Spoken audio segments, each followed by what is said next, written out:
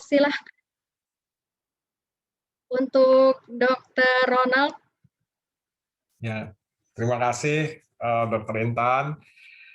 Selamat sore Bapak Ibu semua yang saya hormati. Terima kasih atas undangannya yang diberikan pada saya.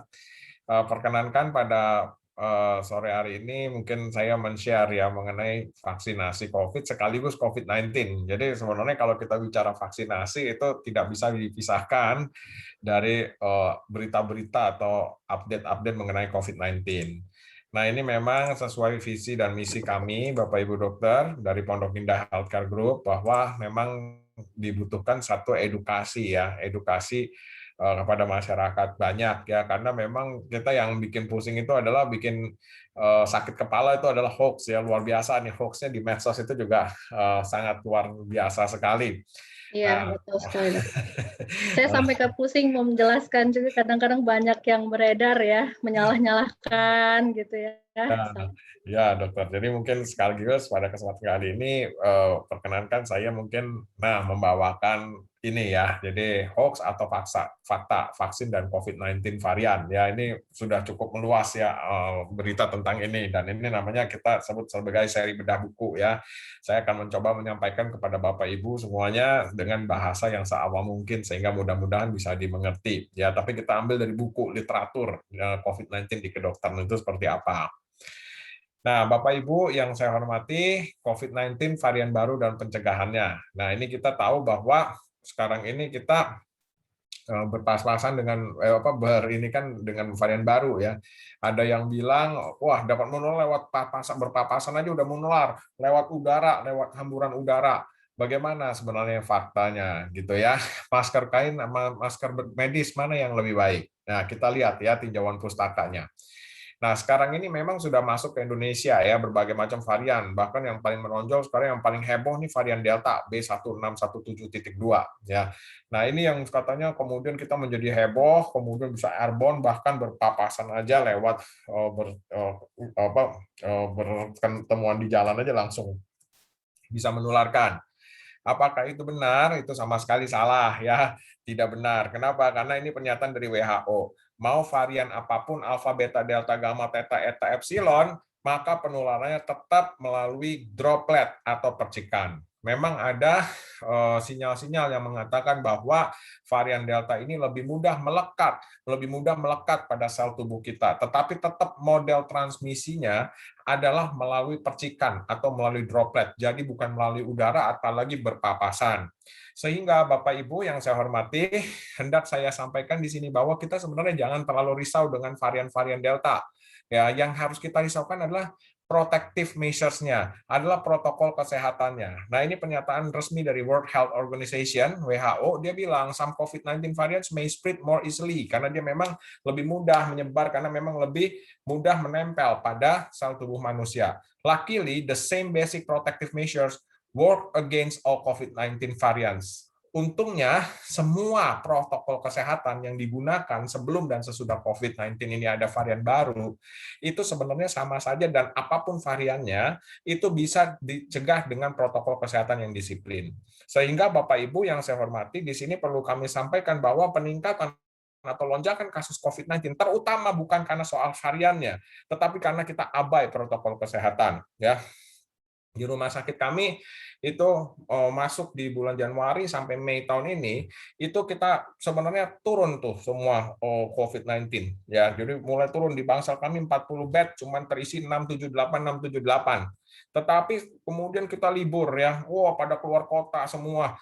Kemudian tempat wisatanya nggak dijaga dan terjadi satu kontak, terjadi satu kerumunan sama persis seperti di India kita. Nah, dari situ saya ingat BNPB bilang ya, Prof. Wiku bilang 2-3 minggu dari sekarang hati-hati akan ada badai COVID. Nah, inilah yang terjadi sekarang. Jadi bukan soal varian, tetapi karena kita memang abai dari protokol kesehatan. Satu strategi melawan COVID, Bapak Ibu, adalah dengan tetap disiplin pada protokol kesehatan, strategi pertama.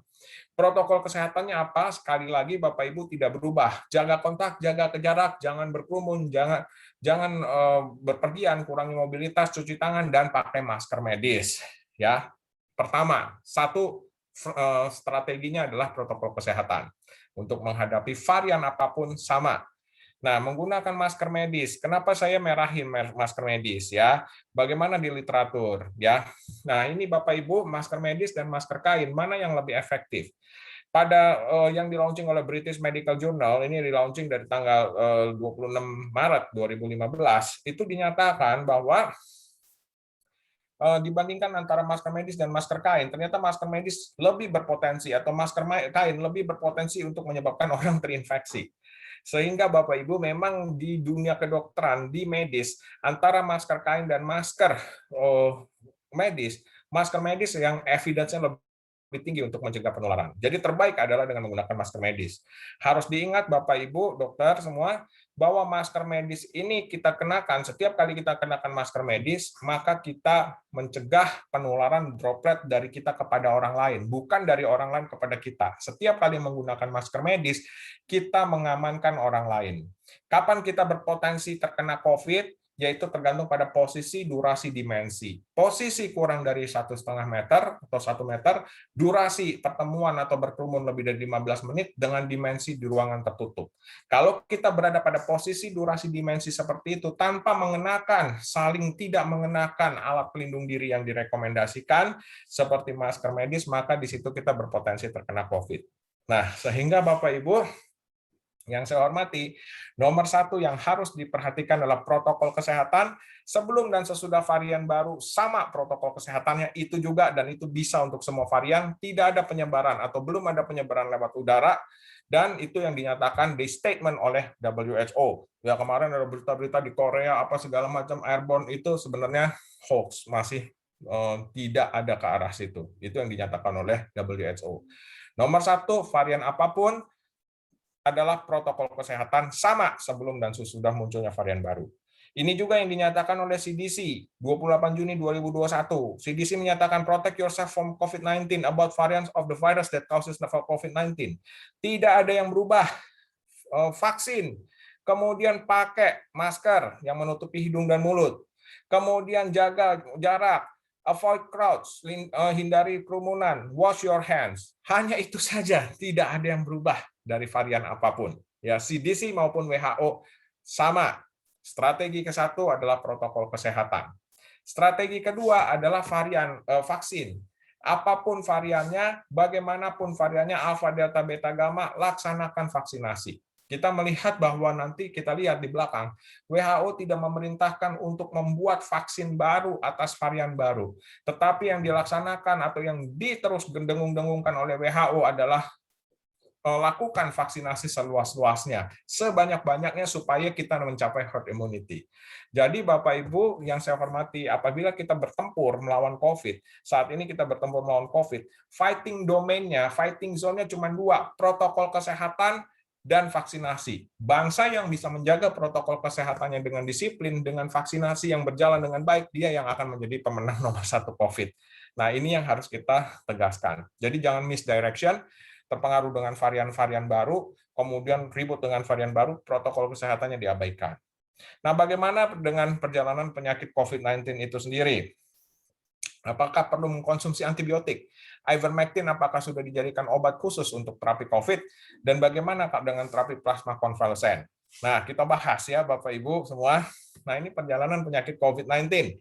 Saya ambil dari EVMS atau Eastern Virginia Medical School Guidelines ya. Jadi pada sesi ini kita akan lihat bedah buku literaturnya gimana nanti dibandingkan dengan hoax yang beredar di medsos. Ini kita bandingkan dari literatur ya, dari Eastern Virginia Medical School Guidelines. Nah, ini kita lihat ya, yang Bapak Ibu lihat semua di sini, angka 1, 5, 11, 14, 28 ini adalah angka sakitnya seseorang. Ya, hari pertama, hari kelima, hari ke-11, hari ke-14 gitu ya. Nah, ternyata COVID-19 itu ada 4 fase. Fase pertama kita sebut fase inkubasi, fase kedua fase simptomatik, fase ketiga early pulmonary phase, fase keempat fase late pulmonary phase. Nah, ini kita lihat Bapak Ibu, ketika hari pertama dia masuk di sini, dia tidak akan langsung timbul gejala. Tetapi orangnya masih tenang-tenang, aman, damai, sentosa, tetapi virusnya bereplikasi, virusnya memperbanyak diri, mungkin sampai hari kelima, ke-6, 7, dia baru masuk masa simptomatik. Fase simptomatik ini baru mulai bergejala. Gejalanya pun bisa macam-macam, demam, batuk, pilek, sakit tenggorokan, dan sebagainya. Tetapi Bapak Ibu yang saya hormati, kita lihat di sini replikasi dari virus ini sebenarnya hilang sendiri. Virusnya hilang sendiri dari tubuh kita, sirna sendiri, sehingga dalam istilah kedokteran seringkali disebut self-limiting disease. Nah, Bapak Ibu yang saya hormati, kalau kita lihat dari gambar ini, justru anehnya di sini, ya sebagian besar orang begitu virusnya sirna, mungkin di hari ke-12, 13, 14 dan seterusnya, di sini sebagian besar orang aman, damai, sentosa, selesai sakitnya, tidak ada masalah apa-apa. Tetapi ada sebagian kecil orang yang muncul segitiga yang merah ini, yang kita sebut immune dysregulation. Segitiga yang merah ini adalah segitiga radang. Pada hari ke-6 ke-7 kalau memang dia ada radang yang hebat, orangnya mulai sesek-sesek napas di sini, saturasi oksigennya mulai turun. Kemudian makin lama makin hebat, akhirnya sesek nafas hebat, akhirnya jatuh ke dalam ventilator. Nah, kita lihat di sini lucu sekali, virusnya sudah habis, sudah selesai di sini, tetapi justru orangnya memburuk di sini. Virusnya sudah habis, tapi api kebakarannya itu yang masih terus memburu. Ya, pada saat divaksin, apakah memang orang divaksin itu jadi positif PCR-nya? Tidak. Ya, kita mungkin di Indonesia, Bapak Ibu, 15 juta orang, 20 juta orang memang udah divaksin. Tetapi bisa aja dari 14 juta, 15 juta orang itu yang sudah divaksin, mungkin ada 100, 200, 250 ribu datang ke tempat vaksin, sebenarnya dia sudah terpapar dengan COVID, sudah terinfeksi dengan COVID di hari pertama dia masuk di sini, tetapi belum bergejala. Dia datang vaksin di sini di hari keempat, hari kelima. Dia datang vaksin di sini, begitu divaksin 3-4 hari kemudian baru masuk fase simptomatik. Padahal sebenarnya dia sudah kena sebelum, pada saat datang ke tempat vaksin dia sudah masuk virus COVID-nya. Nah, ini sebenarnya kita bisa pelajari dari sini, bahwa bukan karena vaksin COVID, maka dia jadi positif COVID, tetapi kemungkinan adalah setelah dia divaksin, pada saat dia divaksin, dia sudah terpapar dengan virus COVID, tetapi dia datang ke tempat vaksinnya pada masa inkubasinya. Masa inkubasi adalah mulai dari masuknya virus sampai timbul gejala. Berarti di sini belum bergejala, dia datang ke tempat vaksin, divaksin, 2-3-4 hari kemudian dia demam dan sebagainya, di PCR positif. Ya, nah jadi ini seringkali terjadi demikian. Ya, nanti kita lihat bagaimana efek vaksin. Tidak semua orang divaksin juga pasti imun 100% tidak. Nanti kita lihat ya, Bapak Ibu. Nah, sekarang bagaimana dengan antibiotik ya? Bapak Ibu mungkin sering dengar kita diberikan azitromisin. Azitromisin adalah obat antibiotik. Fungsi obat antibiotik adalah membunuh kuman, bukan membunuh virus. Sedangkan COVID-19 adalah penyakit yang disebabkan oleh virus. Nah, ini adalah satu meta-analisis ya, suatu pengkajian dari Clinical Microbiology and Infection. Ini kita lihat ya, bacterial co-infection is relatively infrequent in hospitalized patient. Jadi bakteri koinfeksi bersama-sama, virus masuk, bakteri masuk, dia bilang jarang, tidak pernah. The majority of these patients may not require empirical antibacterial treatment. Jadi dia melarang penggunaan antibiotik pada pasien COVID karena sangat sedikit, sangat jarang orang COVID terkena infeksi bakterial sekunder. Jadi harus diingat, azitromisin tidak lagi rekomen untuk COVID-19. Ini juga diperkuat oleh WHO. Jangan gunakan antibiotik pada COVID-19. WHO melalui interim guidance-nya 27 Mei 2020, antibiotic overuse increase the risk of emergence and transmission of multidrug resistant bacteria and associated with increased morbidity and mortality. Jadi justru kalau kita overuse antibiotik, maka dia akan menumbuhkan kolonisasi multidrug resistant bakteri. Bapak Ibu semua, justru itu nanti akan makin berbahaya dan justru akan meningkatkan angka kesakitan, bahkan angka kematian pada COVID-19. Ya, jadi hindari azitromycin. Kalau Bapak Ibu isoman, jangan minum azitromycin. Kurangi antibiotik, tidak boleh. Ya, nah ini juga Bapak Ibu ya, spesifik mengenai azitromycin pada COVID. Ini juga randomized control trial. There is no evidence to support the use of azithromycin for the treatment of COVID-19. Ya, nah jadi dia bilang nggak ada gunanya lagi. Demikian juga ini pada pasien yang di rumah sakit pun azithromycin did not provide any clinical benefit. Jadi Bapak Ibu, kalau sekarang Bapak Ibu dalam kondisi isoman, Bapak Ibu harus isoman, dapat obat, jangan gunakan azitromycin. Sudah tidak direkomendasi karena obat itu adalah obat antibiotik, sementara COVID-19 penyebabnya adalah virus.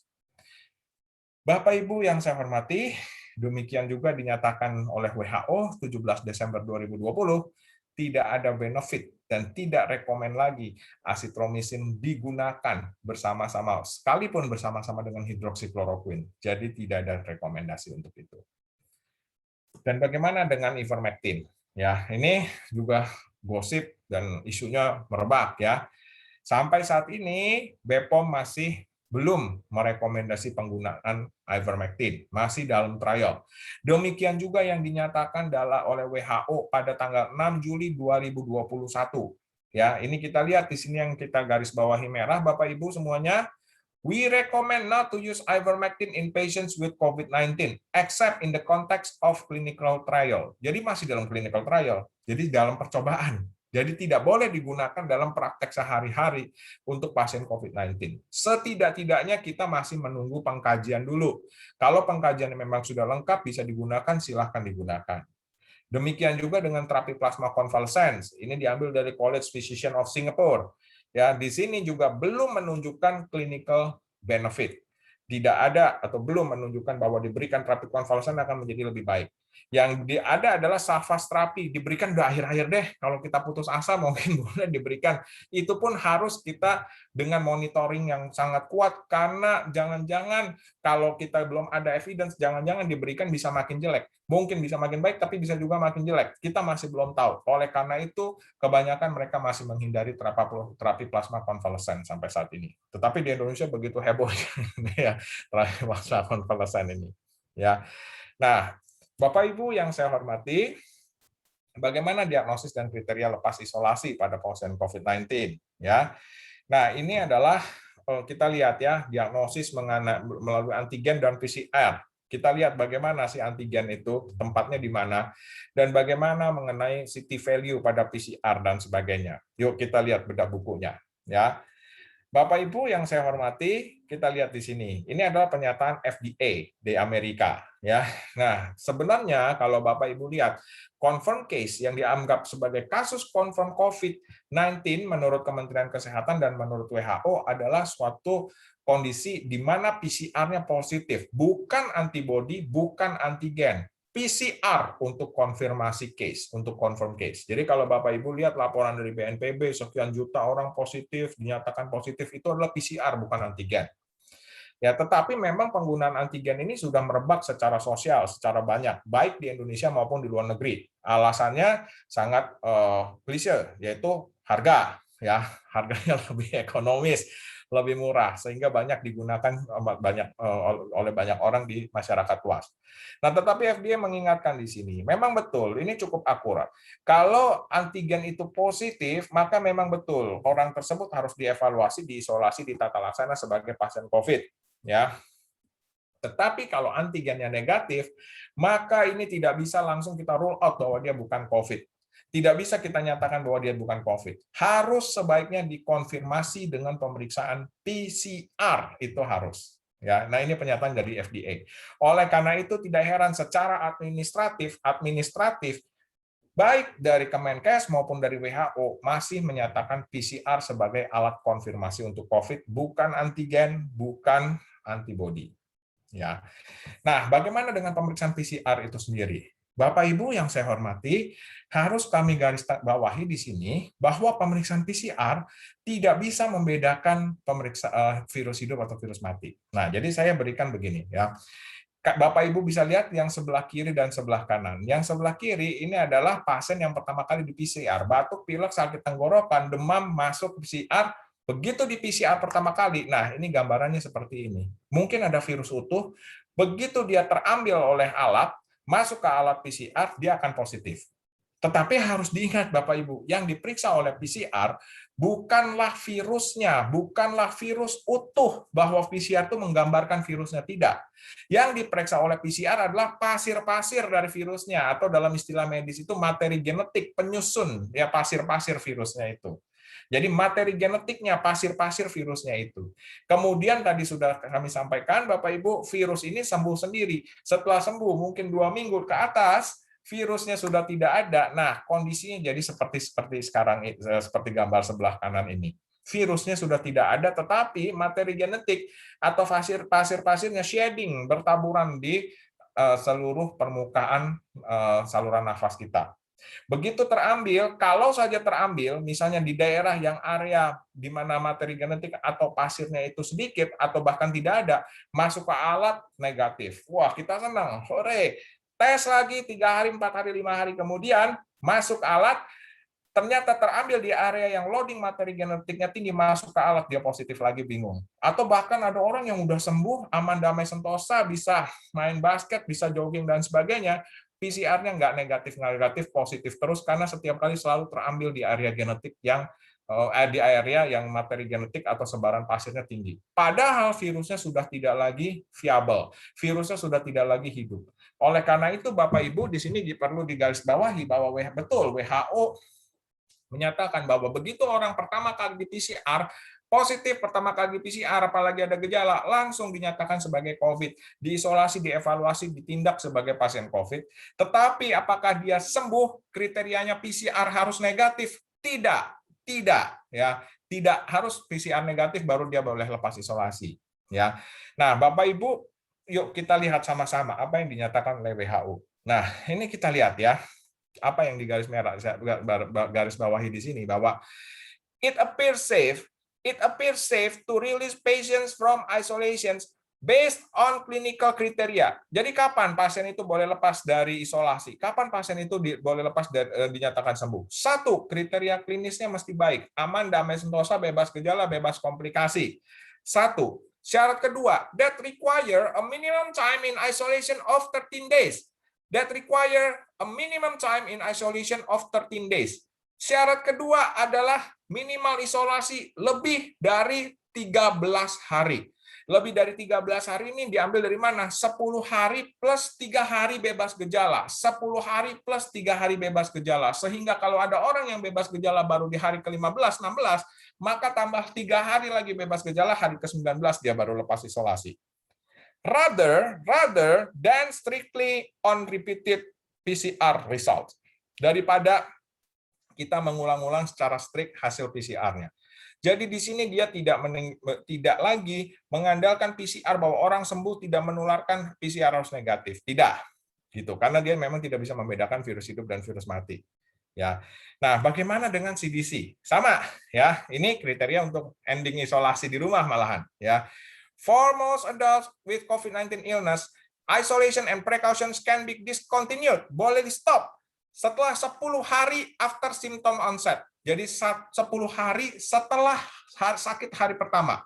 Sakit hari pertama, 10 hari ke depan boleh di-stop 10 hari plus 24 jam bebas gejala tanpa demam dan sebagainya. 10 hari plus 24 jam bebas gejala.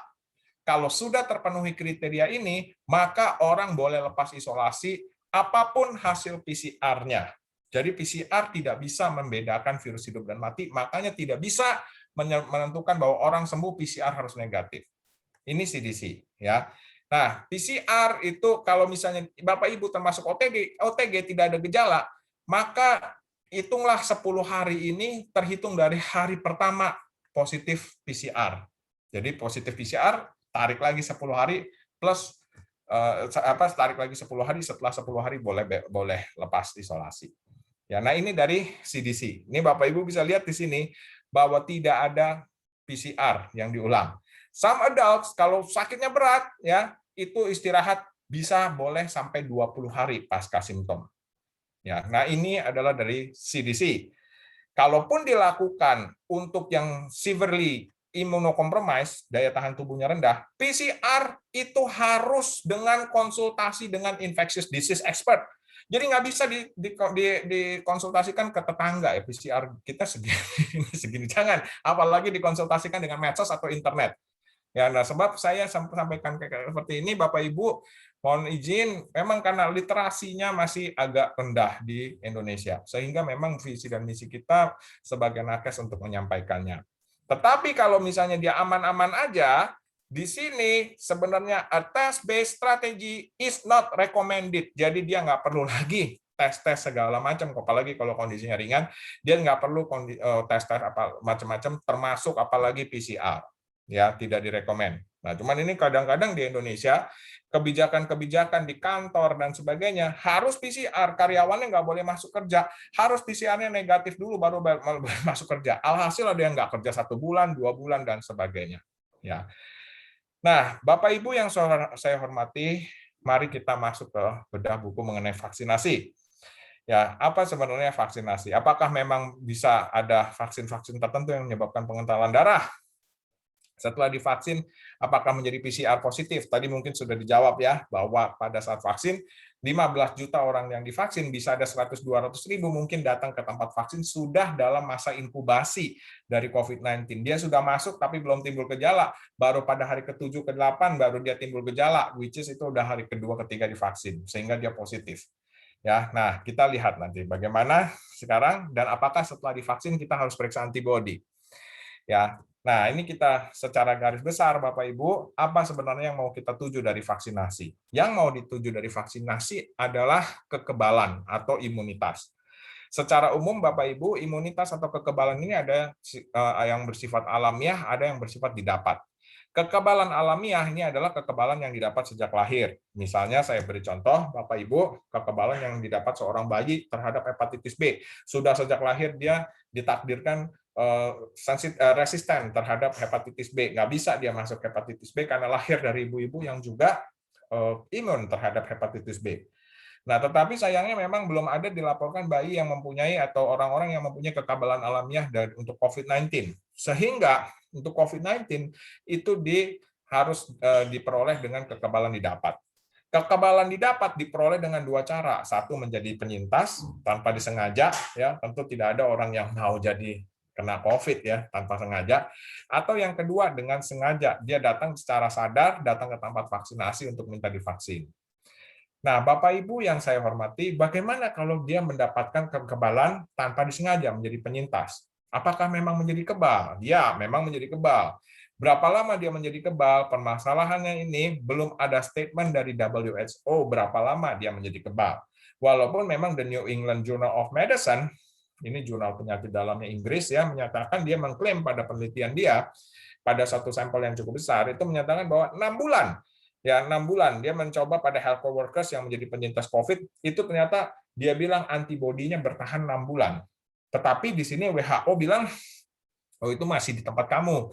Ya kan, belum ada satu statement global di seluruh dunia berapa lama kita masih belum tahu. Tetapi saya suka sampaikan Bapak Ibu, bagi para sahabat-sahabat penyintas, setelah menjadi penyintas COVID, jangan tanya lagi berapa lama jadi kebal, kembali ke komunitas, taat kembali pada protokol kesehatan. Lalu bagaimana dengan yang mendapat kekebalan dengan cara divaksin? Apakah antibodinya sama kualitasnya dengan yang menjadi penyintas? Ya, sama. Ya, hanya bedanya memang materinya. Kalau menjadi penyintas, itu yang masuk adalah materi virus utuh. Jadi virus utuh masuk, timbul antibodi. Antibodi ini fungsinya adalah menghancurkan sekaligus membuat memori untuk virus utuh ini. Sehingga begitu ada virus lagi di kemudian hari mau masuk, dia akan tangkis, dia akan lawan. Sehingga tubuhnya menjadi imun.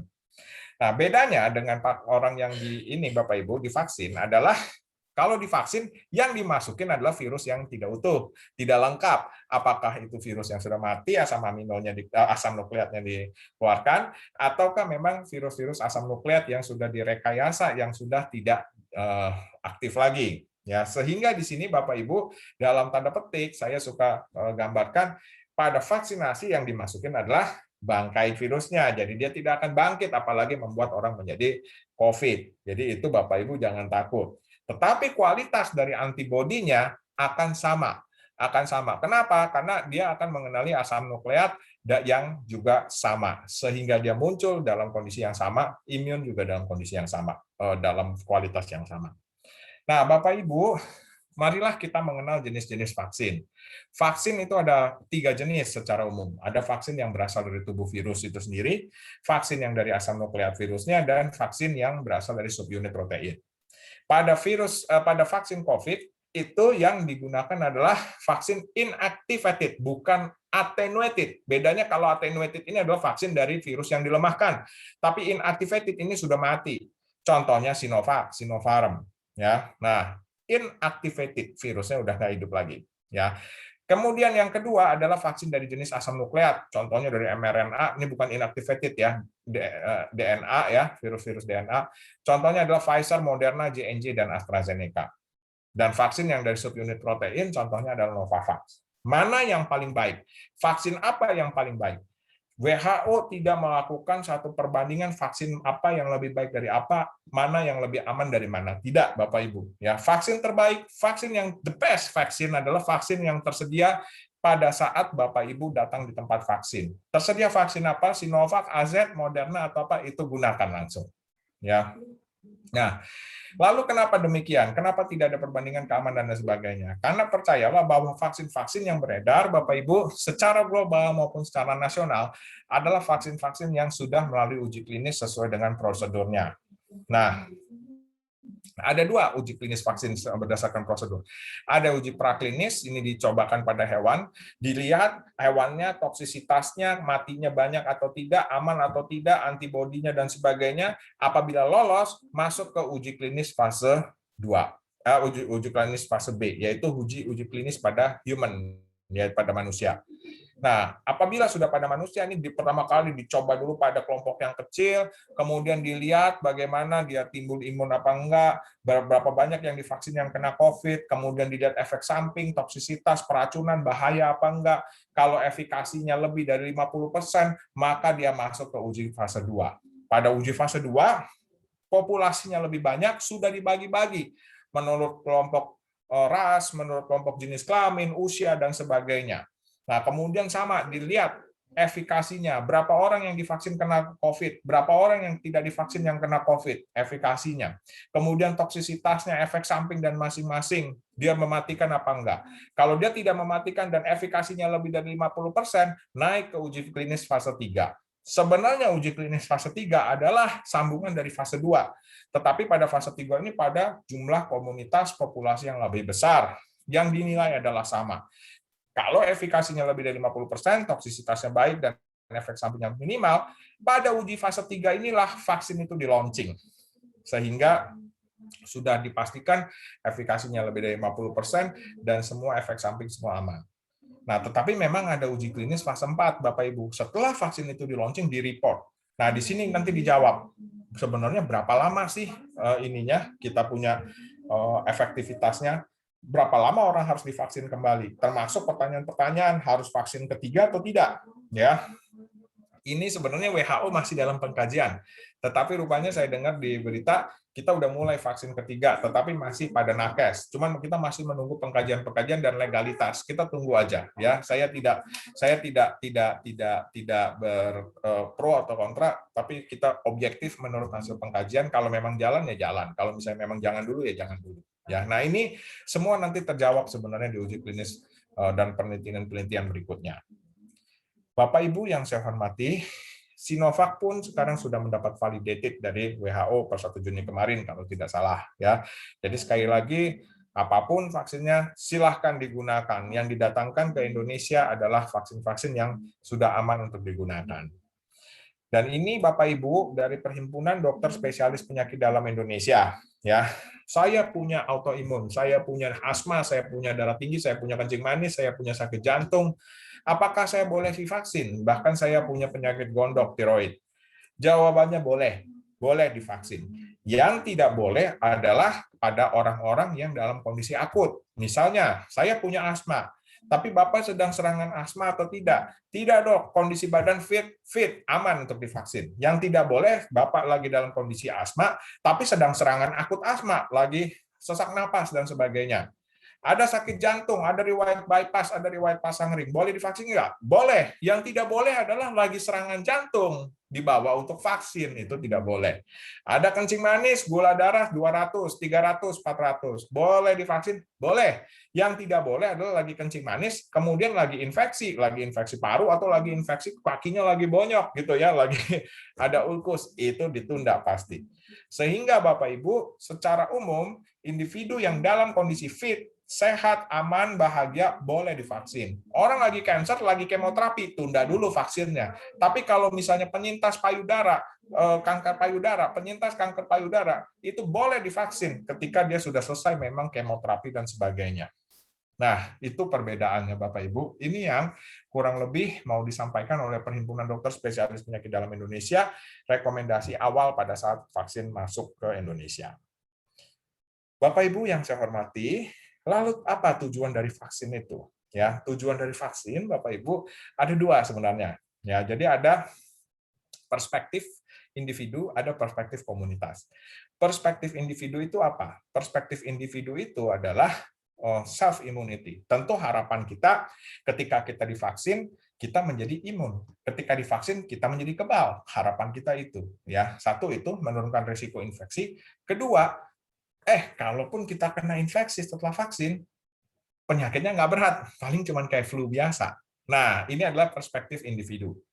Ya, tetapi memang Bapak Ibu, seperti layaknya vaksin, memang nggak bisa menjamin bahwa saya suntik, Bapak Ibu saya suntik vaksin, bahwa itu akan pasti ya 100% Bapak Ibu menjadi imun. Nggak bisa menjamin seperti itu. Ya, bukan hanya untuk vaksin COVID saja. Saya kasih contoh untuk vaksin hepatitis B, Bapak Ibu. Ya, dalam vaksin hepatitis B ada istilah non-responder. Non-responder itu apa? Jadi ada individu-individu yang memang divaksin, berkali-kali divaksin, bahkan dengan merek yang berbeda, berkali-kali juga tidak muncul antibodinya. Mungkin 100 orang, cuma 70% yang muncul antibodi, 30% jangan-jangan nggak muncul antibodi. Ya, nah di sini kemudian orang menjadi heboh, mencoba setelah vaksin, kita ini nggak ya, kita imun nggak ya? Yuk setelah vaksin kita beramai-ramai periksa antibodi. Tidak ada di literatur itu, ya. Jadi Bapak Ibu setelah divaksin mau masuk umpama 70%, katakanlah dari sebuah vaksin 70% jadi imun, 30% nggak jadi imun. Bapak Ibu jangan mencari bahwa saya masuk di kelompok 70% atau kelompok 30%. Saya masuk di kelompok 70% imun atau 30% tidak imun dengan memeriksa antibodi setelah divaksin. Jangan, karena tidak perlu. Kenapa tidak perlu? Karena ada perspektif yang kedua, Bapak Ibu, yaitu perspektif komunitas, yaitu mencapai herd immunity. Apa itu herd immunity? Nah, ini adalah satu gambaran aja ya, ini gambaran kasar ya. Sebenarnya yang lebih ahli menerangkan adalah ahli public health ya. Saya bukan ahli public health, tapi ini mungkin supaya saya bicara dengan bahasa komunitas awam ya, tapi kurang lebih ini seperti ini. Kurang lebihnya ya. Nah, ini kita lihat ya. Ini sebelum program vaksinasi, Bapak Ibu.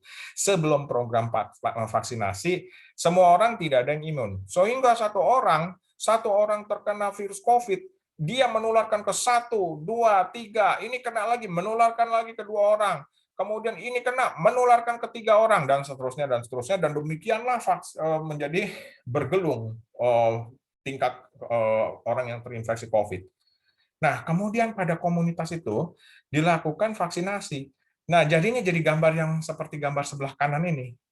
Memang tidak semua orang yang divaksin itu kemudian timbul imun, kemudian jadi kebal. Tidak. Mungkin 70% kebal, tapi 30% nggak kebal. Tetapi kelompok 30% itu semua udah dipagari oleh kelompok 70% yang kebal.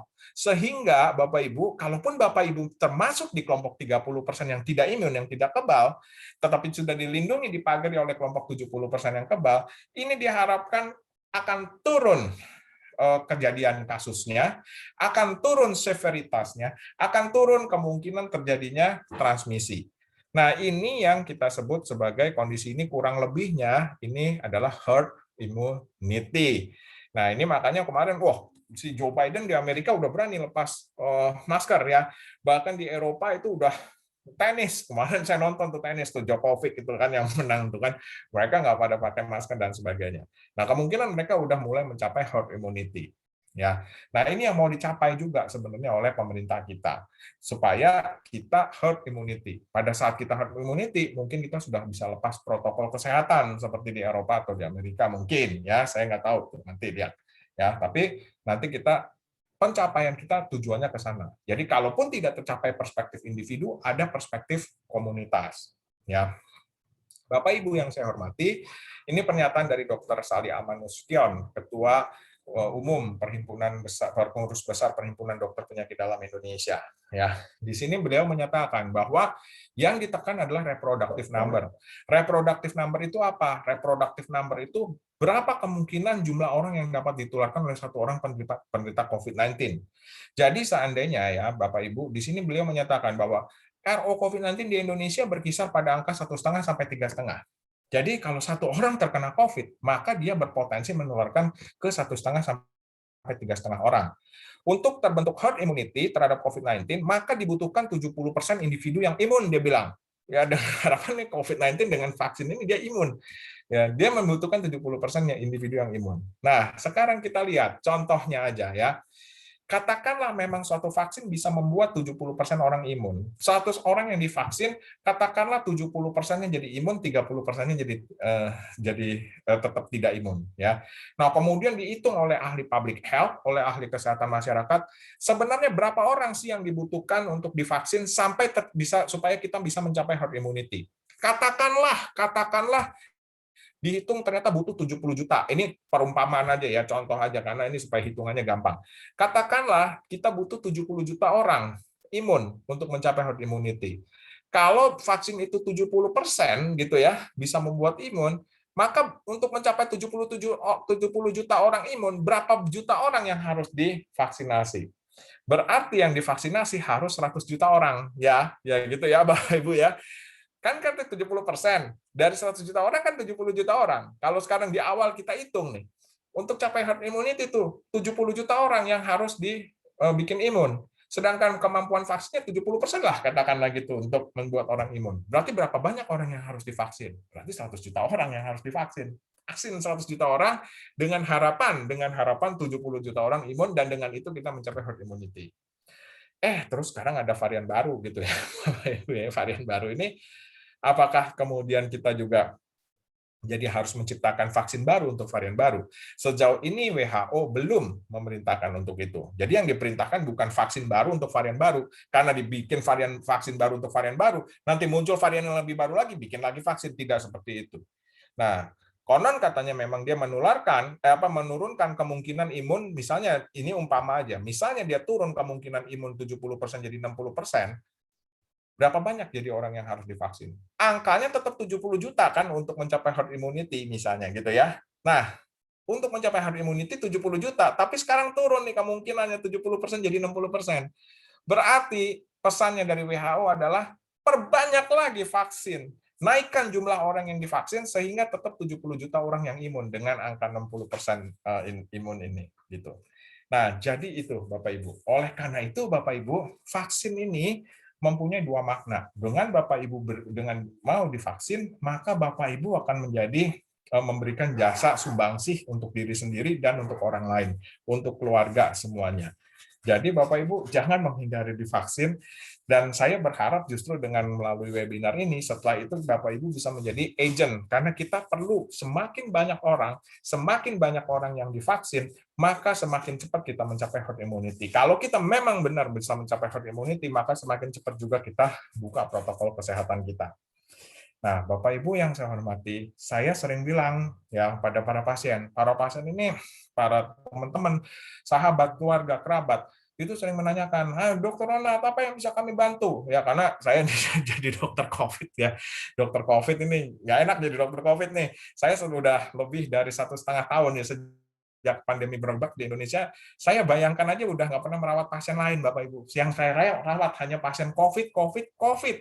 Saya tidak merawat pasien lain, hanya merawat pasien COVID. Jadi di Rumah Sakit Pondok Indah Bintaro itu saya menjadi ketua pengendalian infeksi, membuat strategi melawan COVID, membuat clinical pathway COVID, triase COVID, semuanya serba COVID. Jadi sampai menemani pasien COVID yang maaf ya putus nafasnya juga pernah saya itu selama 1,5 tahun ini. Jadi buat saya ini satu hal yang berat. Lalu teman-teman kerabat itu bertanya, apa yang bisa kami bantu? Apakah kita bikin posko konsultasi? Apakah kita bikin segala macam, mau tenda dan sebagainya? Saya bilang, jangan deh, tenang dulu ya. Kalau mau membantu nakes Indonesia, dan masih mencintai kita, menyayangi nakes Indonesia, maka cukup sumbangsinya dua. Satu, protokol kesehatannya jangan lepas sebelum kita mencapai masanya, herd immunity-nya. Yang kedua, vaksinasinya galakkan vaksinasi. Datanglah ke tempat vaksinasi, minta untuk divaksin. Udah, bantulah kami gitu ya Bapak Ibu ya, nakes Indonesia ini Cukup dengan 2 hal itu, cukup kami sudah sangat bersujud berterima kasih, betul-betul. Ya, karena sedih sekali suasana dan situasi juga di rumah sakit. Sekarang kita tahu apalagi di Jakarta, ibu kota, nggak bisa menampung pasien COVID. Di rumah sakit kami sudah penuh, semuanya penuh, bahkan sampai ada orang yang keliling-keliling 15 rumah sakit kemarin pasien cerita. Saya sedih sekali karena saya nggak bisa menolong, tapi memang demikian situasinya. Jadi bantulah kita semua, Bapak Ibu pun akan terbantu, kami para nakes akan terbantu dengan menjaga 2 ini, protokol kesehatan dan vaksinasi. Apapun variannya, apapun jenisnya, protokol kesehatannya sama, vaksinasinya sama, itu yang dinyatakan WHO dan CDC. Jadi jangan misdirection dengan varian Delta bisa begini, begitu, begini, begitu. Tidak. Droplet precaution, protokolnya masih sama, dan semua itu berlaku untuk semua varian. Jadi saya tadi sampaikan di awal webinar kita, Bapak Ibu, dokter semuanya, bahwa kalau kita mau menang bertempur melawan COVID, fighting zone kita cuma 2 aja. Protokol kesehatannya bisa disiplin apa tidak, vaksinasinya bisa diperluas atau tidak. Kalau kita bisa lakukan 2 ini, niscaya kita bisa menang terhadap COVID-19.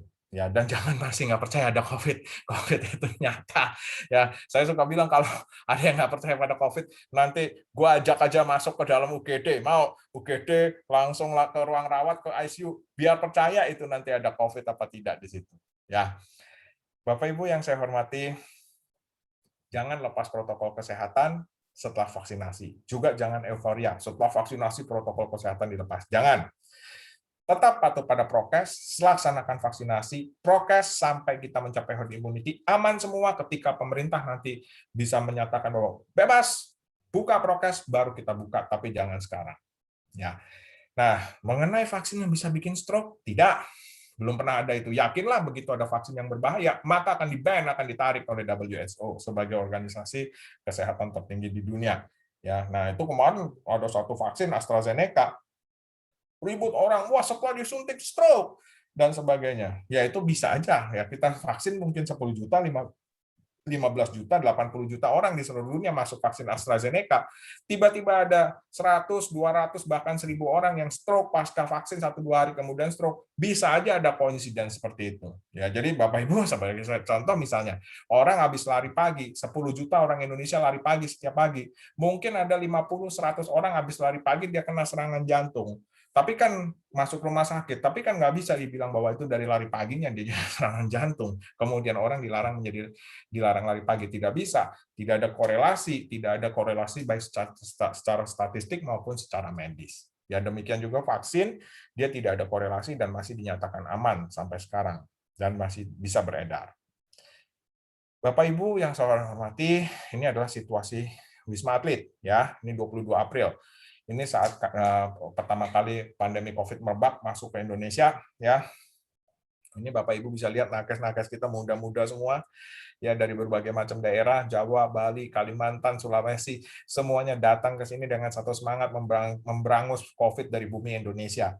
Ya, nah saya ingin sekali bertemu mereka sekarang ini ya, kabarnya bagaimana, terus berdoa untuk mereka supaya tetap sehat ya. Dan ini kita lihat ya, kita duduknya juga berjarak 1 meter, 1 meter, 1 meter. Bapak Ibu bisa lihat, kami menggunakan semua masker medis satu sama lain, nggak ada yang pakai masker kain. Dengan ruangan juga kita buka semua sehingga cahaya dan ventilasi semuanya masuk. Sehingga posisi, durasi, dimensi seperti yang saya tadi bilang, posisi kurang dari 1 meter, durasi lebih dari 15 menit, mungkin durasi lebih dari 15 menit, tetapi dimensi kita buka semua dengan APD yang saling melindungi. Nah, dalam kondisi kayak gini, itu kita low risk untuk tertular COVID. Ya, nah ini adalah saya di ICU RSPI Bintaro Jaya. Ya, kita kerja di Ward COVID, ICU COVID, UGD COVID. Ya, jadi semuanya serba COVID. Takut sama COVID, takut sebagai manusia pasti takut Bapak Ibu semuanya. Ya, tetapi ya seperti yang selalu saya bilang ya sama murid-murid, kalau takut perang jangan jadi TNI, kalau takut virus jangan jadi dokter. Jadi memang itu resiko dan tuntutan pekerjaan. Tapi saya masih berharap Bapak Ibu bisa membantu kita dengan cara patuh pada prokes dan vaksinasi itu. Ya, nah ini kita bangga sedikit Bapak Ibu, saya sebagai Ketua Pengendalian Infeksi di Rumah Sakit di Bintaro bersama Suster Mita ya.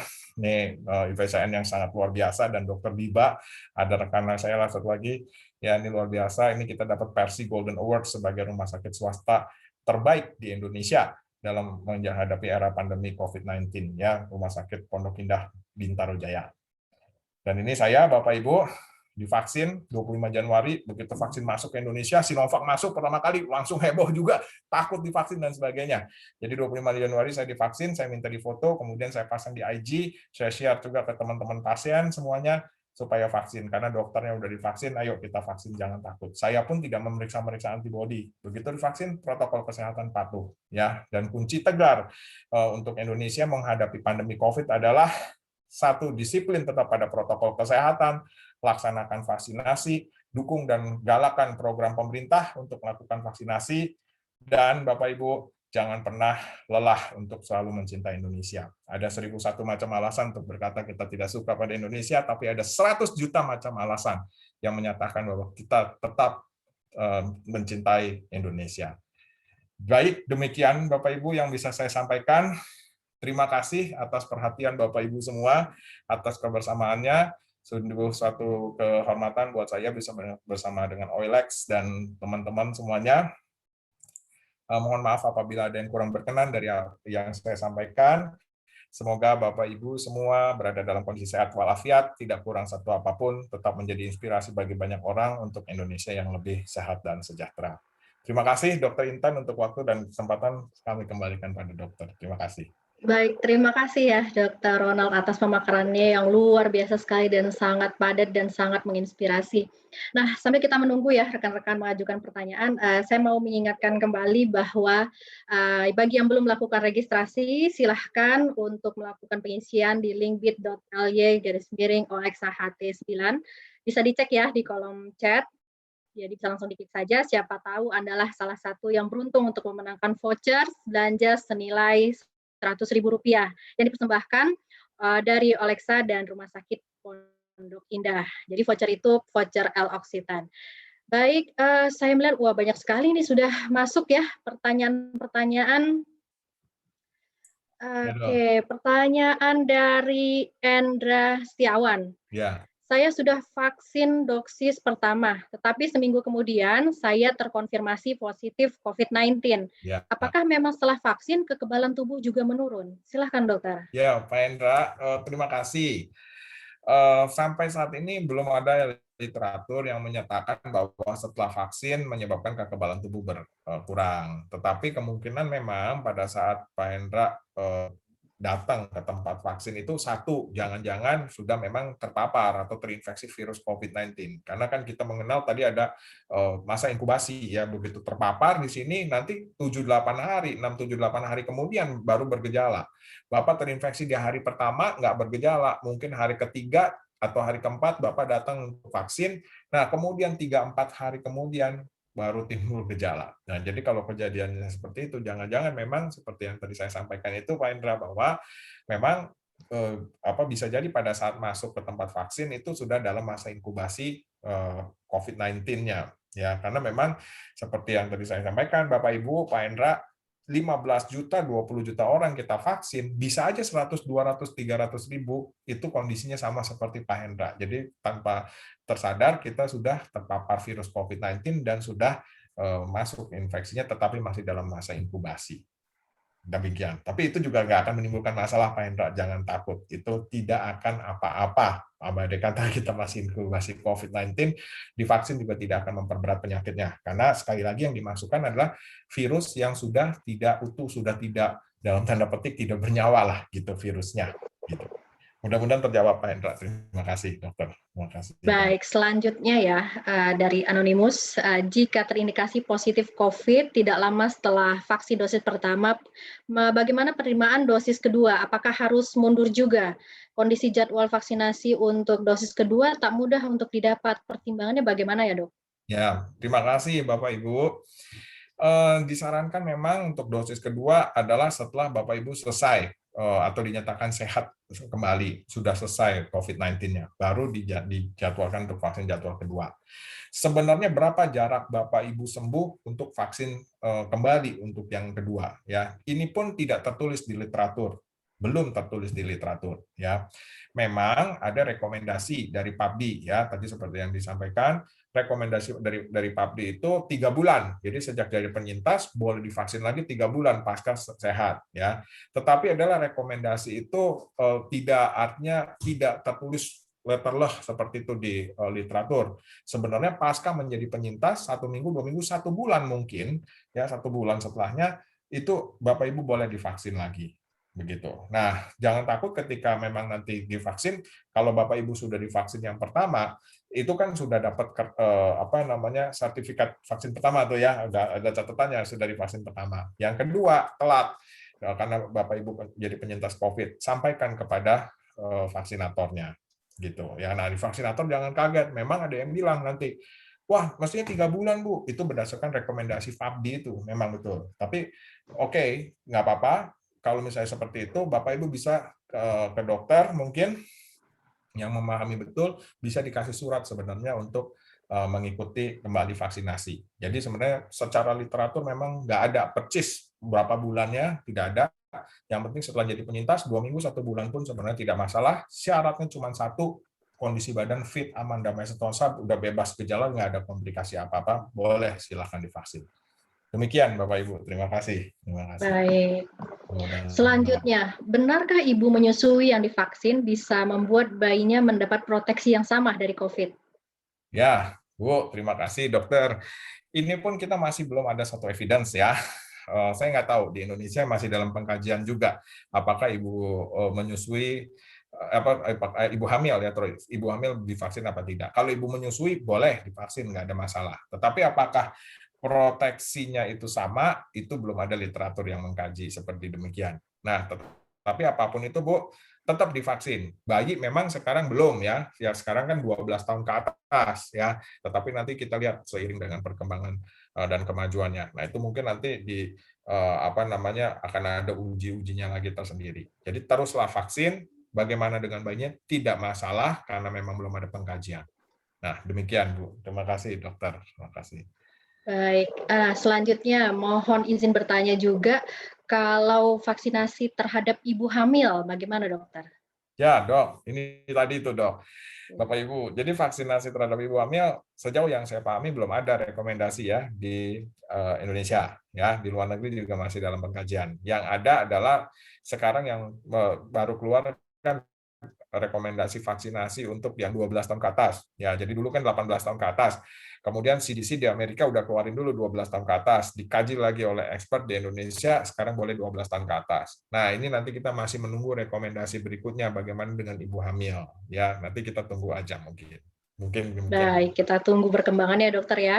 Ya. Nah, kemudian untuk meyakinkan keluarga yang kurang literasi mau mengikuti vaksin, mungkin dokter punya tips khusus untuk hal ini? Ya, jadi begini ya, memang manusia kan memang selalu berpikir pada dua kondisi ya, logika dan perasaan gitu ya. Logikanya betul nih, udah dikasih literasi yang betul, tapi hatinya masih takut, belum yakin. Nah, ini yang susah diyakinkan ya. Biasanya kalau untuk meyakinkan saudara, teman, termasuk saya ya, saya ngomong sama pasien berbusa-busa gitu dengan literasi, tapi kalau dianya takut juga kan kita nggak bisa maksa ya kan. Nah, caranya gimana? Vaksin dulu diri kita sendiri. Dengan vaksin diri kita sendiri, kita bisa berkampanye kepada orang lain. Nah, maka itu tadi saya sampaikan fotonya itu. Ini untuk pasien-pasien atau teman-teman yang belum percaya nih, saya sendiri divaksin, ya kan? Jadi saya nggak hanya cuma teori, tapi saya diri kita sendiri divaksin. Dengan itu mudah-mudahan bisa orang menjadi lebih percaya dan lebih berani lah. Mudah-mudahan demikian, Dok. Terima kasih. Gitu. Baik. Ada pertanyaan dari Ibu Mugianti. Sore dok, suami saya komorbid diabetes. Saat ini sedang pengobatan TBC paru dan laring bulan ke-6. Apakah boleh divaksin COVID? Terima kasih dok. Terima kasih Bu. Sebenarnya gini, kalau dalam pengobatan TBC mungkin baik diselesaikan dulu pengobatannya ya. Nah, nanti kalau dalam pengobatan itu selesai, karena kan masih dalam kondisi sakit nih gitu ya. Setelah selesai, baru nanti boleh dipertimbangkan untuk vaksin. Kalau untuk diabetesnya sendiri, sejauh kondisi aman, TBC-nya juga sudah selesai pengobatan dinyatakan baik, sembuh, ya itu nggak masalah, Bu Mugianti. Jadi boleh divaksin, pastikan tidak ada penyakit infeksi yang lain, pastikan kondisi badan fit, setelah itu silahkan divaksin. Vaksin apa? Apapun yang tersedia. Ya, ini kita sekarang juga takut, waduh nanti saya nggak dapat Sinovac, atau saya dapat sisa-sisanya doang. Nanti AstraZeneca saya juga nggak dapat, bagaimana? Nggak masalah, mungkin aja nanti periode berikutnya datang Pfizer, datang Moderna, pokoknya vaksin apapun yang tersedia pada saat Bapak Ibu siap divaksin, ambil, itulah vaksin terbaik untuk Bapak Ibu. Demikian, Bapak Ibu, terima kasih. Baik. Nah, ini kembali lagi nih pertanyaan tentang vaksin AstraZeneca ya. Ya. Jadi seperti sebuah kasus ditanyakan oleh Bapak Ilham. Beliau merasakan ada batuk tanpa demam 2 hari sebelum vaksin AstraZeneca tahap 1. Malamnya drop dengan gejala-gejala COVID. 5 hari kemudian PCR dan positif COVID.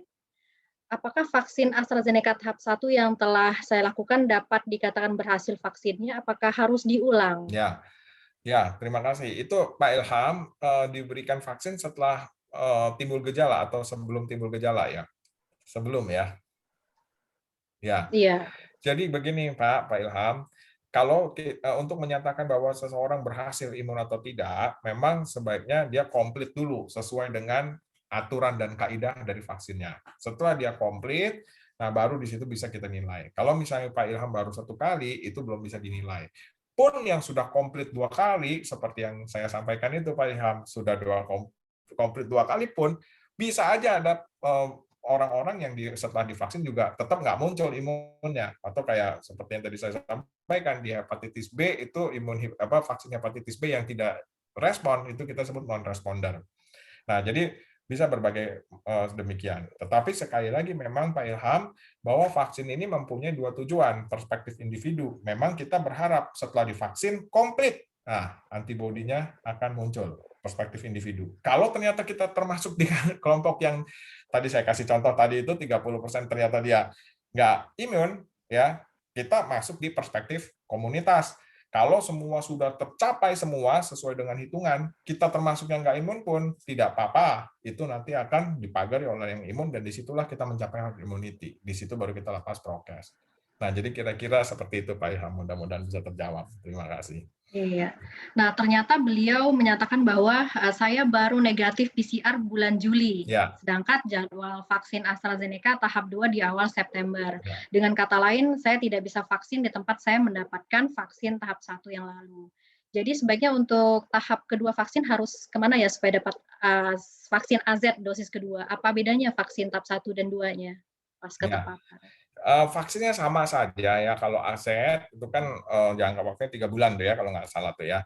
Nah, sebenarnya vaksinnya sama saja, itu saja ya, tetapi seharusnya ya bisa dijelaskan Pak Ilham kepada si vaksinator bahwa Bapak waktu itu tertunda bukan apa-apa karena saya terkena musibah, saya terkena COVID. Ya, nah jadi kan tidak mungkin kalau misalnya memang terkena COVID, betul terkena COVID, waktu itu memang lagi dalam kondisi demam dan sebagainya, apalagi positif ya, harus bisa divaksin. Jadi kan memang aturannya harus menunggu sembuh dulu. Ya. Nah, apabila memang dia ditolak atau segala macam, bisa mungkin mencari di tempat lain. Di tempat lain apapun saya kira udah banyak ya posko-posko vaksin bisa dicari, mungkin di puskesmas, bahkan sekarang udah masuk juga di tingkat RT RW gitu. Nah, itu bisa dibawa Pak Ilham bahwa buktinya saya sudah vaksin yang pertama, ketika dapat vaksin yang kedua, sebelum dapat vaksin kedua saya kena COVID. Nah, itu bisa diberikan nanti di situ. Kalau misalnya masih ditolak juga, bisa pergi ke dokter penyakit dalam. Nah, nanti bisa dapat rujukan surat ya bahwa dengan surat ini Bapak layak untuk divaksin gitu ya dari dokter expert. Nah, kira-kira seperti itu Pak Ilham, mudah-mudahan bisa terjawab gitu. Terima kasih. Kalau diganti menjadi vaksin Sinovac boleh nggak dok? Atau ada dampaknya? Ya, kalau dampak atau boleh atau tidak efikasi dengan 2 merek vaksin yang berbeda itu juga belum ada penelitiannya dok, gitu ya Bapak Ibu ya. Jadi artinya gini, kalau boleh ya mungkin suatu keterpaksaan ya oke lah, it's okay ya. Dampak kalau efek samping mestinya tidak ada karena kita lihat per item vaksin kan nggak akan muncul KIPI atau kejadian ikutan pasca imunisasi yang berat, karena kalau nggak akan nggak akan di launching dia. Ya. Nah, kemudian kalau misalnya efikasi dengan vaksin yang berbeda, apakah naik? Nah, ini yang kita belum tahu memang. Gitu dok, kira-kira. Jadi memang tetap sebaiknya kalau dengan demikian, ya itu mungkin suatu kondisi keterpaksaan ya, tapi sebaiknya sebisa mungkin divaksinlah dengan vaksin dari merek yang sama. Gitu. Demikian dokter. Baik. Nah, kemudian pertanyaan datang dari Ibu Nanda Novita Dewi. Selamat sore Dr. Ronald, terima kasih sebelumnya untuk ilmunya. Saya ada pertanyaan, apakah vitamin setiap hari seperti vitamin C 1000 mg membuat penyakit yang lain? Oh ya, terima kasih Ibu Nanda. Vitamin C aman sebenarnya untuk dikonsumsi ya. Ibu bisa konsumsi antara 500 sampai 1000 mg. Ya, vitamin C merupakan vitamin yang larut di dalam air. Jadi kalau Ibu minum vitamin C, dia akan larut di urin kita, di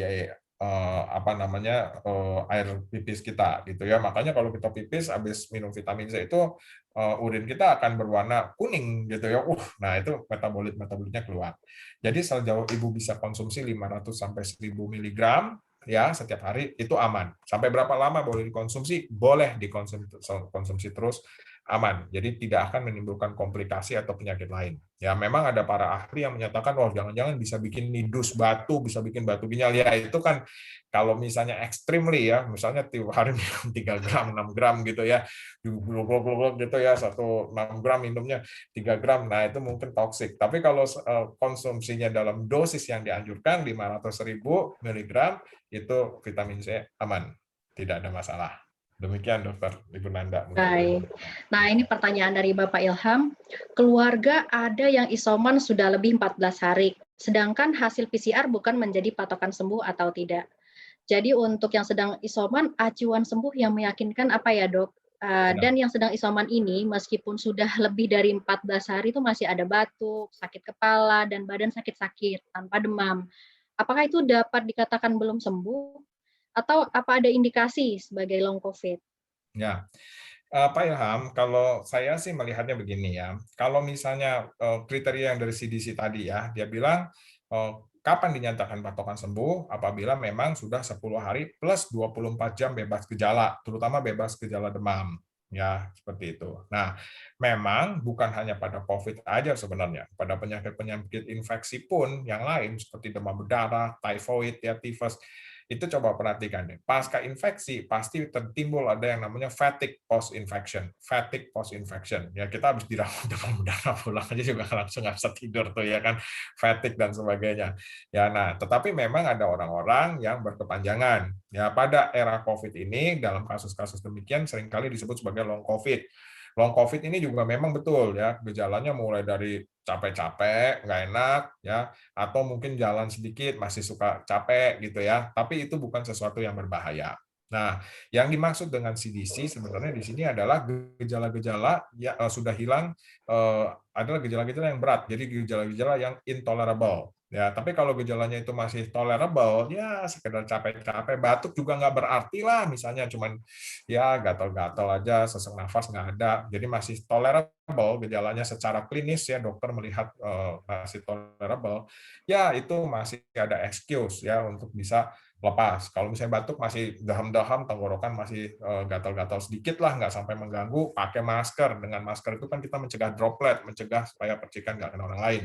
Ya pun virusnya juga disinyalir sudah mati. Jadi yang jadi patokan adalah kalau CDC 10 hari plus 24 jam bebas gejala. Maksudnya bebas gejala aja itu adalah gejala yang tidak tertoleransi. Tapi kalau masih tertoleransi, cuman gatal-gatal tenggorokan, batuk cuman sesekali aja, badan juga cuman ya capek-capek, itu tolerable, silahkan. Itu sudah boleh, bebas isolasi, sudah dikategorikan sembuh, artinya sudah lewat dari fase kritisnya, tidak akan timbul kondisi-kondisi yang kritis kembali. Nah, demikian Pak Ilham, mudah-mudahan bisa terjawab. Terima kasih Bapak Ibu Dokter. Baik, selanjutnya dari Ayi Subaria, apa perbedaannya gejala kalau terkena virus influenza dengan virus COVID-19? Ya, terima kasih Bu Ayi. Tidak ada bedanya. Itu yang susah. Jadi kita nggak bisa membedakan ya flu yang disebabkan oleh virus influenza atau flu atau influenza atau gejala respiratory tract yang disebabkan oleh COVID. Baik COVID maupun COVID, avian flu, swine flu, ya influenza itu sendiri menimbulkan gejala yang kita sebut ILI, influenza-like illness, ILI, influenza-like illness. Jadi batuk pilek, sakit tenggorokan, hilang penciuman juga bisa terjadi pada flu, demam juga bisa terjadi pada flu. Nah, oleh karena itu Bapak Ibu yang saya hormati, di zaman pandemi COVID gini jangan sampai flu karena beda urusannya. Dulu kita sebelum pandemi COVID ya, kalau Bapak Ibu dokter datang Bapak Ibu datang ke saya, "Dok, saya flu, batuk, pilek, sakit tenggorokan. Apa obatnya ya?" Saya dulu nih sebelum pandemi COVID, kalau Bapak Ibu datang dengan kondisi seperti itu, saya paling memberikan vitamin, paracetamol, kalau demam ya kan obat batuk, obat pilek sama vitamin. Dah, pulang istirahat tidur, ya kan. Tapi sekarang begitu kita masuk ke era pandemi COVID, begitu Bapak Ibu datang dengan keluhan demam, batuk, pilek, sakit tenggorokan, ya kan, itu langsung pasti akan kita swab PCR dulu dengan ini COVID atau bukan, atau influenza, karena memang sumir gejalanya nggak bisa dibedakan. Begitu Bu Aji, mudah-mudahan terjawab. Terima kasih. Baik, ini terkait vaksin gotong royong Sinovac ya dok ya. Berapa umur minimal yang bisa divaksin? Apakah sama dengan Sinovac atau bagaimana dokter? Sama Bu, dok, sama dokter. Jadi sekarang kan minimal 12 tahun ya ke atas, itu berlaku untuk semua vaksin. Ya, jadi apakah Sinovac, Sinopharm atau AZ ya itu lebih dari 12 tahun ke atas baru boleh divaksin. Gitu dok. Terima kasih. Baik. Iya, karena waktu kita sudah 4:20 ya, dan juga sangat terbatas, banyak sekali mungkin pertanyaan yang masih belum terjawab, bisa juga langsung mengunjungi Dr. Ronald Irwanto ya di Rumah Sakit Pondok Indah. Apabila memang menggunakan kartu Alexa, silahkan juga memakai kartu Alexa untuk dapat berobat dengan Dr. Ronald Irwanto. Nah, baik dokter, sebelum kita sudahi, mungkin kita bisa foto bersama dulu ya dokter ya. Baik, terima kasih Dokter Intan. Ya. Ini 1, 2, 3. Oke, baik. Terima kasih, dokter. Apabila memang masih ada pertanyaan belum terjawab sempurna, ya silahkan mungkin dapat mengunjungi IG-nya RSPI dan IG-nya Alexa Healthcare. Terima kasih, semoga ilmu yang didapatkan pada sore ini dapat bermanfaat, dapat kita merasa lebih bersemangat lagi ya untuk menghadapi pandemi, tentunya dengan protokol kesehatan yang ketat, kemudian kita saling menjaga satu sama lain, keluarga dan orang yang kita cintai. Amin. Baik, saya Dr. Intan Faridasari mundur diri terlebih dahulu. Kita akan berjumpa kembali pada Alexa Health Talk lain di lain waktu ya, dokter ya. Terima kasih. Terima kasih. Terima kasih Untuk sharing ilmunya. Assalamualaikum warahmatullahi wabarakatuh. Terima kasih Dr. Intan, Bapak Ibu semua, semoga sehat selalu untuk Indonesia yang lebih maju dan sejahtera. Terima kasih. Ya, amin. Amin, terima kasih. Saya mohon izin undur diri pamit ya Bu, dokter, Bapak Ibu semua. Terima kasih. Iya.